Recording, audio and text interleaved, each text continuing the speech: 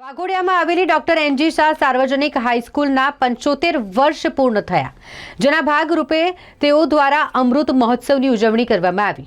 અમૃત મહોત્સવ અંતર્ગત ભવ્ય કાર્યક્રમનું આયોજન કરવામાં આવ્યું હતું, જેમાં ગુજરાત રાજ્યના રાજ્યપાલ ખાસ ઉપસ્થિત રહ્યા હતા। ગુજરાત રાજ્યના રાજ્યપાલ આચાર્ય દેવવ્રતના હસ્તે પ્રાકૃતિક ખેતી કરતા ખેડૂતોને આ પ્રસંગે સન્માનિત પણ કરવામાં આવ્યા। સાથે સાથે સાર્વજનિક હાઈસ્કૂલમાં અભ્યાસ કરેલ ધોરણ 10માં તાલુકામાં પ્રથમ આવનાર તેમજ ધોરણ 12માં અભ્યાસ કરી તાલુકામાં પ્રથમ આવનાર વિદ્યાર્થીઓને મોમેન્ટો આપી પ્રોત્સાહન પૂરું પાડવામાં આવ્યું। ડોક્ટર એનજી શાહ સાર્વજનિક હાઈસ્કૂલના 75માં અમૃત મહોત્સવ અંતર્ગત આ ખાસ કાર્યક્રમ રાખવામાં આવ્યો હતો, અને જેમાં રાજ્યપાલ આચાર્ય દેવવ્રતે સ્ટેજ પરથી અભ્યાસ કરતા વિદ્યાર્થીઓને તેમના ભણતર પર ખાસ ધ્યાન રાખવા માટે આહવાન કર્યું હતું। પ્રાકૃતિક ખેતી કરતા ખેડૂતોને પણ પ્રાકૃતિક ખેતી કરવા માટે અનુરોધ કર્યો હતો।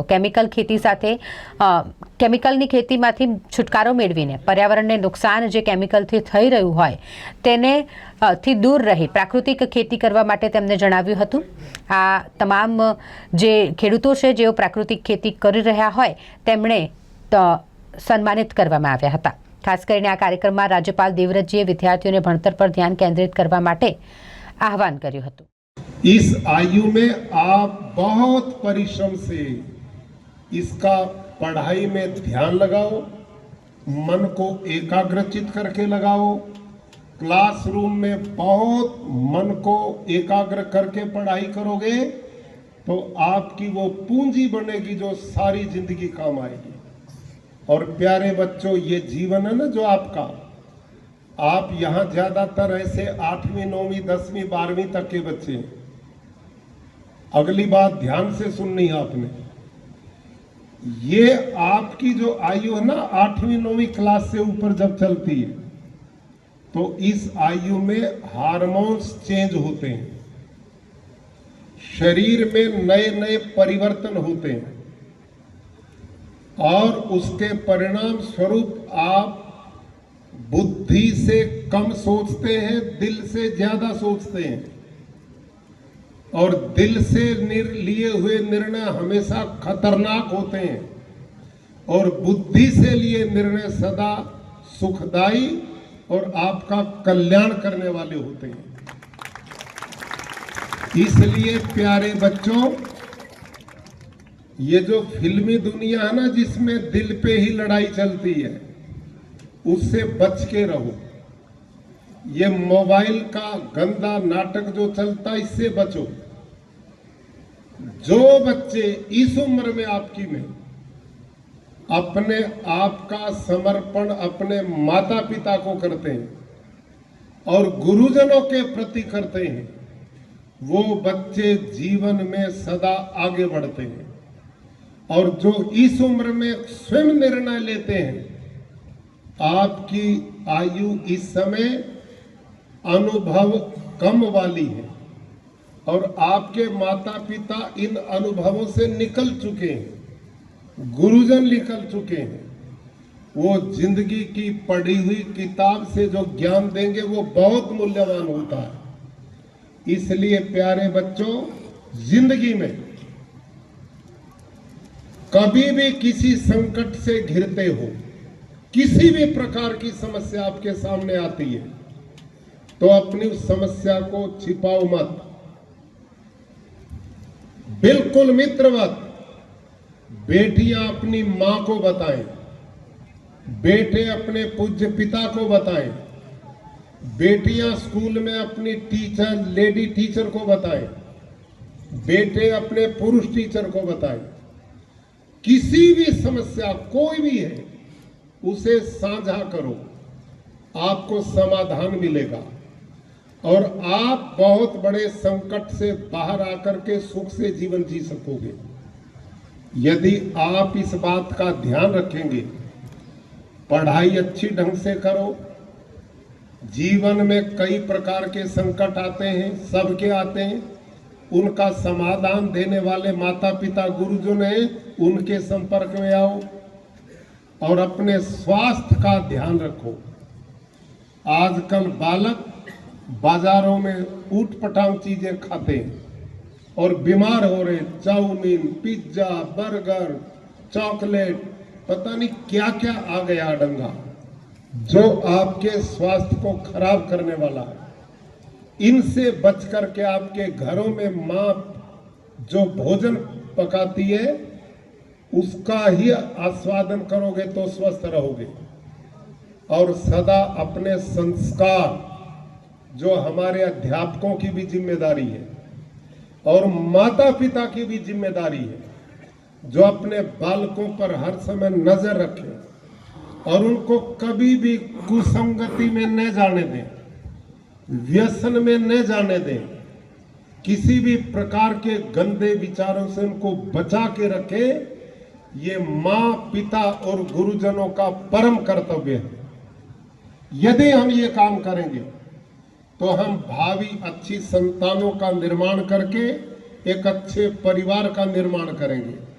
अच्छा परिवार अच्छे समाज का निर्माण करेगा, अच्छे समाज से अच्छे राष्ट्र का निर्माण होगा और बढ़िया राष्ट्र से विश्व का कल्याण होगा।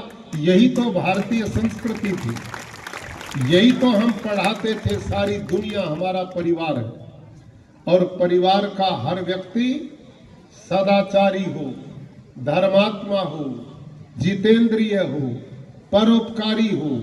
ये विचार इसी उम्र से डाले जाते हैं, उसी से महान लोग बनते हैं और उसी से विचारधारा ऊंची बनती है। तो आपके विद्यालय का ये अमृत महोत्सव है, इसमें इतना ही मेरा बालक और गुरुजन माता पिता के लिए संदेश है।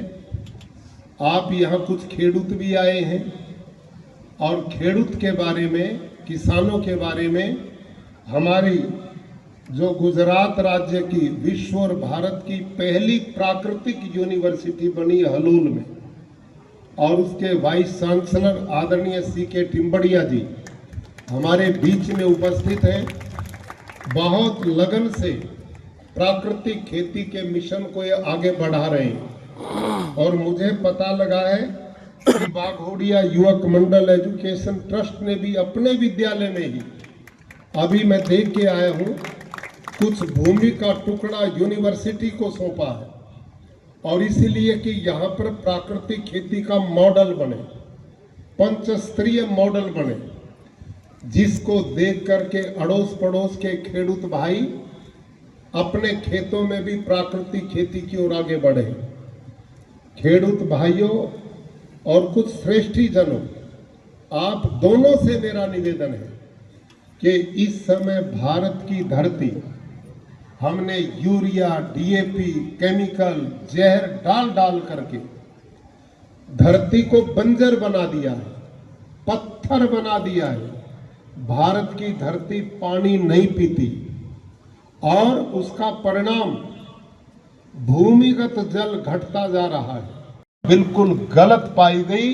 प्राकृतिक खेती से उत्पादन नहीं घटता, ये रिसर्च की उन्होंने।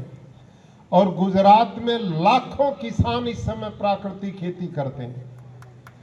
कोई किसान ऐसा नहीं मिला हमें जो ये कहता हो कि मैंने प्राकृतिक खेती की और मेरा नुकसान हो गया, मेरा उत्पादन कम हो गया या मेरे को खेत में कोई हानि हुई। ऐसा एक भी खेडूत आज तक हमारे पास में नहीं आया। हाँ, ऐसे खेडूत जरूर हैं जिन्होंने कहा कि हमारा उत्पादन भी बढ़ा और हमारी आमदनी भी बढ़ी है।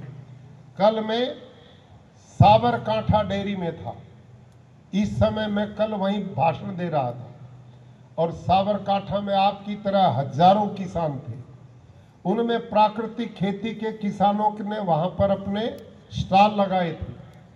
तो वहां एक किसान मेरे को मिला जो बड़ा पढ़ा लिखा स्मार्ट युवा लगता था, बड़े अच्छे साफ सुथरे कपड़े। मैंने कहा आप खेती करते हैं? कि जी हाँ खेती करता हूँ। लगता तो नहीं आप खेती करते हैं। कि जी नहीं, मैं इंजीनियर हूँ और मैं बड़ी नौकरी पे था, मैंने वो छोड़ी है और मैं खेती करता हूँ और प्राकृतिक खेती करता हूँ। उसने बताया। मैंने कहा उससे इसमें आप क्या कमाते हैं? तो उसने कहा मैं 8 से 9 लाख रुपया प्रति एकड़ बचाता हूँ प्राकृतिक खेती से। 8 से 9 लाख कल ही बोल रहा था। और हमारे रतिलाल भाई कच्छ में है, डॉक्टर साहब उनके खेत में गए टिम्बड़िया जी, मैं भी 2 बार गया उसके खेत में। रतिलाल भाई प्राकृतिक खेती से प्रति एकड़ 10 से 12 लाख रुपया बचाता प्रति एकड़ में। तो ये जो धारणा है कि प्राकृतिक खेती करेंगे तो उत्पादन घटेगा, गलत धारणा है। વાઘોડિયા તાલુકાના ગામ અલવાનો પ્રાકૃતિક કૃષિ કરતો ખેડૂત છું અને મારું ટોટલી 100% પ્રાકૃતિક ખેતી કરું છું અને એના અંદર મને સારું એવું મળતર મળે છે. સાથે સાથે આજના દિવસે મને જે એવોર્ડ મળ્યો છે એ બદલ હું ઘણો ખુશ છું અને ખેડૂતોને પ્રોત્સાહિત કરવા માગું છું કે દરેક ખેડૂત ઝેરમુક્ત ખેતી કરે અને લોકોને ઝેરમુક્ત ઉત્પાદન એનું આપે. બીજા નંબરમાં હું જ્યાં સુધી ખેડૂત માર્કેટમાં નહીં આવે ત્યાં સુધી ખેડૂતની કોઈ કિંમત છે નહીં. એટલે મારે ખેડૂતોને આહવાન છે કે પોતે પ્રાકૃતિક ખેતી કરી અને માર્કેટમાં આવે, જેથી કરીને ખેડૂતની કિંમત ખબર પડે.